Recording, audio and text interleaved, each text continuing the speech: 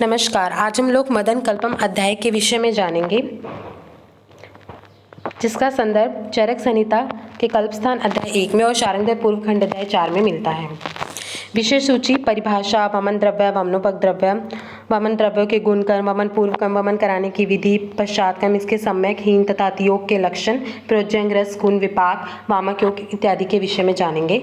पर्याय: मदन, करहाट, राट, पिंडितक फल, श्वसन। परिभाषा: तत्र दोष हरणम ऊर्ध्व भागम वमन संज्ञकम, अधो भागम विरेचन संज्ञकम। अर्थात जो ऊर्ध्व मार्ग से दोषों का हरण करे उसे वमन संज्ञा और जो अधो मार्ग से दोषों का हरण करे उसे विरेचन संज्ञा दी जाती है।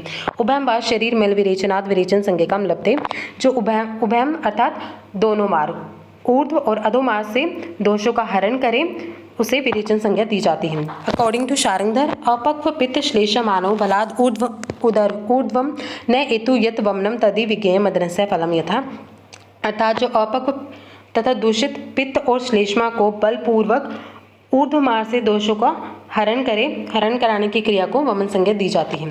वमन द्रव्य: मदन फल, जीमूतक, इक्ष्वाकु, धामार्व, वत्सक, कृतवेदन, वचा। वमनोपक द्रव्य जो वमन कराने में सहायक होते हैं: कुटित, मदन फल, मुलेठी, कौविदार, कर्बूदार, कदम, कुंडरू, सनई, मदार, अपामार्क आदि। आचार्य चरक व सुश्रुत ने मदन फल को श्रेष्ठ वामक द्रव्य कहा है। यहाँ पे वमन और छर्दी दो हैं। वमन एक कर्म है जो दोषों के निधन अथवा रोगों की शांति के लिए करवाया जाता है, और छर्दी एक रोग है जिसमें रोगों के उपद्रव देखने को मिलते हैं। वमन द्रव्य के गुण कर्म: वमन द्रव्य के जो गुण होते हैं उसमें उष्ण, तीक्ष्ण, सूक्ष्म, विवायी, विकासी तथा विकासी गुण वाली औषधियाँ जब दोषों को आमाशय में ले आती हैं, तब उदान वायु से प्रेरित होकर तथा अग्नि और वायु गुण उत्कर्ष होने के कारण ऊर्ध्व भाग से दोषों का हरण करवाने के प्रभाव की क्रिया के कारण वह दोषों को ऊर्ध्व मार्ग से बाहर निकालती हैं। वामक योग: मदन फल 6 से 10 ग्राम, अंतर्नक मुष्टि, वचा 3 से 5 ग्राम, सैंधव 1.5 से 3 ग्राम की मात्रा में लेना है। मधु आवश्यकता अनुसार लेना है। कभी कभी मुलेठी पान भी लिया जा सकता है ताकि औषध पित्त स्वरूप में दी जा सके। वमन पूर्व कर्म: संभार, संग्रहण, आतुर परीक्षा की जाती है तथा आतुर सिद्धता की जाती है। संभार संग्रहण में सामग्री, उपकरण, औषधि, परिचारक। आतुर परीक्षा में रोगी वमन योग्य है या नहीं, देश, काल, औषध, देश, रक्तचाप, नाड़ी गति को देखकर वमन कराया जाता है। आतुर सिद्धता में पहले उसको वमन कराने से पहले दीपन, पाचन करवा के, स्नेह स्वेदन करवा के वमन क्रिया को आरंभ किया जाता है। उपकरण में हम वमन पीठ का इस्तेमाल करते हैं। वमन कराने की विधि: स्नेह तथा स्वेदन: वमन कराने के पूर्व 2 से 3 दिन तक स्नेह तथा स्वेदन करवाना है। 7 दिन तक स्नेह स्वेदन करवाया जा सकता है क्योंकि 7 दिन के बाद स्नेह 7 में हो जाता है। दोषों का उत्क्लेशन: आपित्तांत तक वमन कराएं। वमन पश्चात कर्म: धूमपान कराया जाता है। रोगी का निरीक्षण कर प्रायोगिक, स्नेहिक तथा वैरेचनिक धूमपान कराते हैं। परिहार्य विषय जो वर्जित होते हैं, जैसे ऊंची आवाज में बात करना, जोर से चिल्लाना आदि वर्जित हैं। संसर्जन कर्म पेय, मंड, विलेपी आदि दिए जाते हैं ताकि मंद हुई अग्नि को दीप्त कराया जा सके। In modern scenario, we will talk about emetics. These are the drugs that produce vomiting.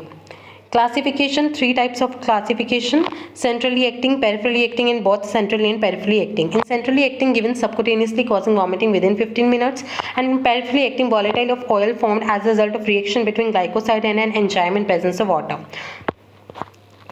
Now we will talk about physiology of vomiting. There are 3 points: triggers, receptors, and vomiting center. In triggering points, a lots of factors like memory, fear, taste, sight, smell, pain, surgery, cytotoxins, and many more.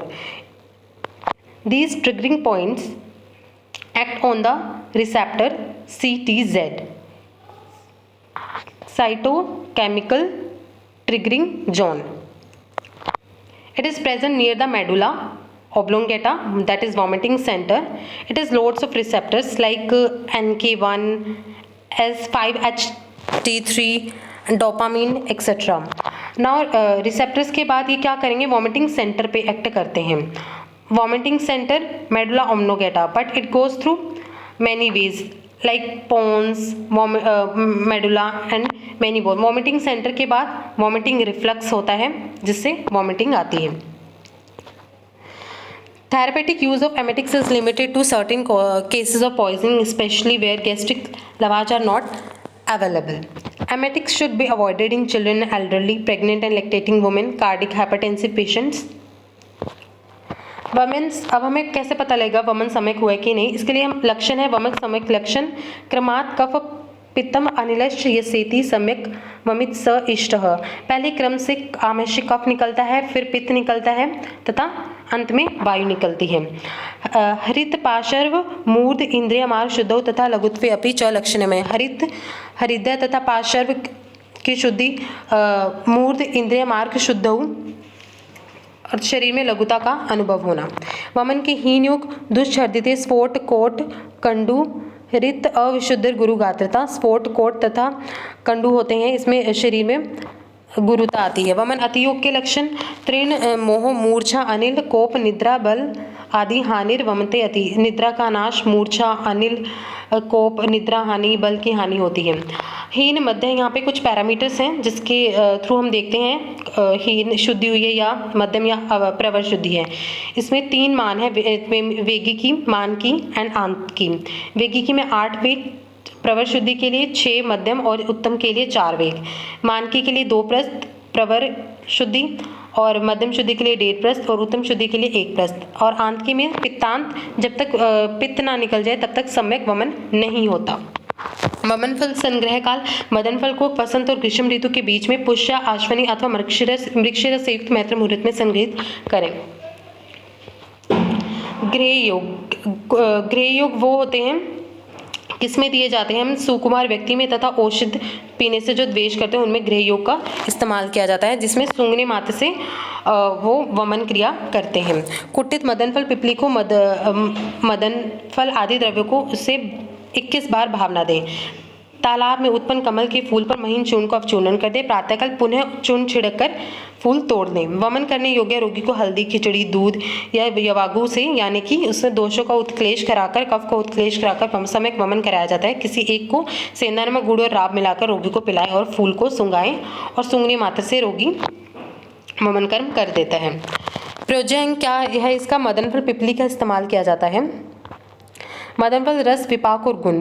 रस इसका कसाय, मधुर, तिक्त, कटु है। विपाक कटु है और गुण लघु और रुक्ष है। रोग शामक प्रभाव तीव्र कफ, प्रसेक, ग्रंथि, ज्वर, तमक, श्वास, उदर रोग, अरुचि रोगों में दिया जा सकता है। मदन फल कल्प के योग हैं।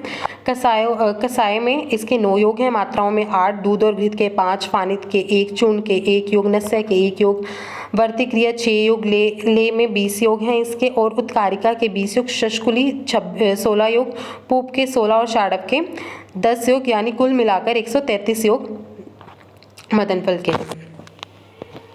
धन्यवाद।